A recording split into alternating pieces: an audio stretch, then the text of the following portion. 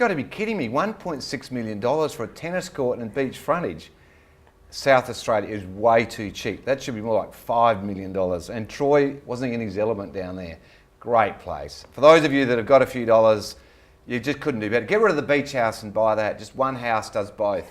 Now, in the studio, we have been talking about auctions all day today, and we have the president of the Auctioneers of Praise of South Australia, Sharon, with us, haven't we, Sharon? Yes, thank you. And a female auctioneer. That's right. Now, let's see how clever you are. I've got a couple of questions. This is live and interactive, remember. And the first one's from Tony, so I'll read it to you. There's a property I'm really interested in, which is going to auction, and I'd really like to be the winning bidder, so would we, without paying too much for the house. Do you have any tips for how I should go about bidding? That is, should I be the first one to bid, should I be eager, or play it cool? Oh, well, who was it, Tony?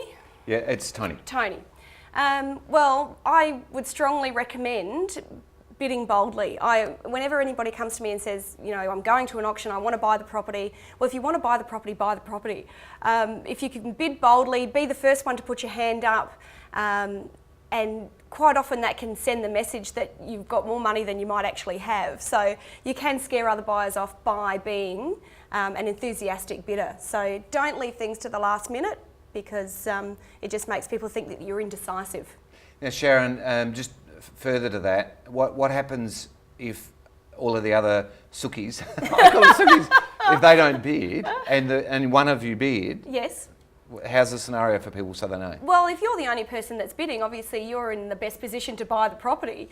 You can't buy it if you don't put your hand in the air. And then negotiate exclusively? That's exactly right. Once the property is passed in, then or held over, then you can then be the first person in the driver's seat to negotiate the end result with that home. Yeah, because people do hold off and they don't realise that they do. You need to bid and get that position. And the problem with holding off and having a property passed in is that should the negotiations fall over after that initial chat with the highest bidder, then it's open to everybody, and then you don't know where you stand. So if you get 2 or 3 offers on a property after it's gone to auction, you've got no idea who's putting what forward, and you're in no man's land. Because people in NAB, when we're doing the auctions, we see that all the time, and it's hard to tell people that, but that is what happens, isn't it? Yeah, and then there's a huge amount of frustration from the purchasers after Complaint the auction. letters. That's exactly.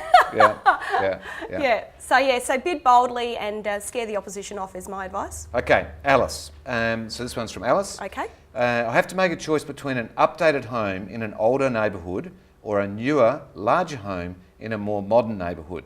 The home in the older neighbourhood has almost everything I want, but is smaller. Which one makes the most sense as an investment?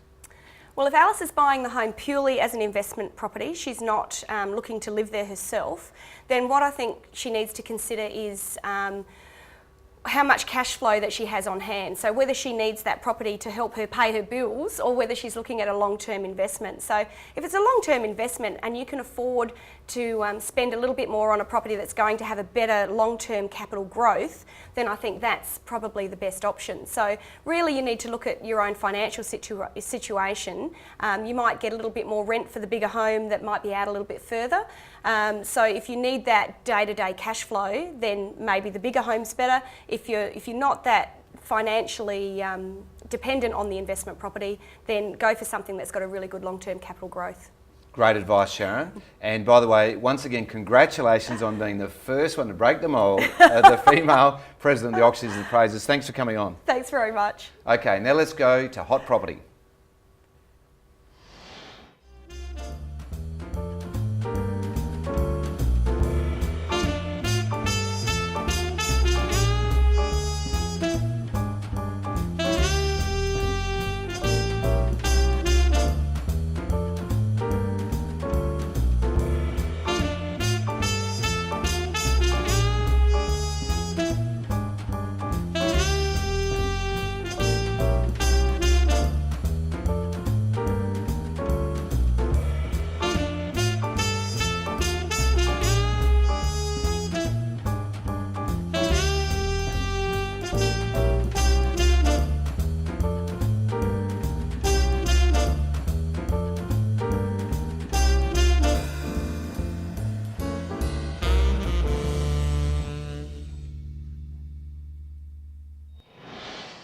Well, I hope you enjoyed the show. Did you enjoy it, Mia?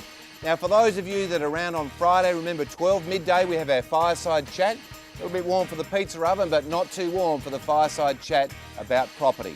And also next week's SA Finest, we go down to Lockleys and look at a magnificent home there. So, next week, Wednesday, 1 p.m, see you then, live and interactive, TOOP TV.